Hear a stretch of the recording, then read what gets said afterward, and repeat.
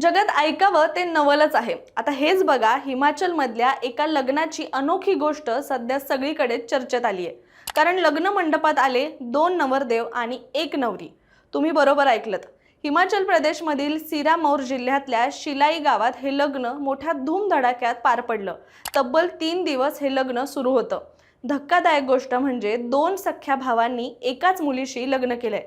पण असं का, असा प्रश्न सगळ्यांनाच पडलाय। तर यामागे कारण असं होतं की जुन्या काळामध्ये सिरमौर जिल्हा आणि उत्तराखंड मधील काही जिल्ह्यांमध्ये एकाच महिलेसोबत अनेक पुरुषांनी लग्न करण्याची जुनी परंपरा होती। या परंपरेनुसार 2 किंवा अधिक सख्खे भाऊ एकाच मुलीसोबत लग्न करू शकत होते।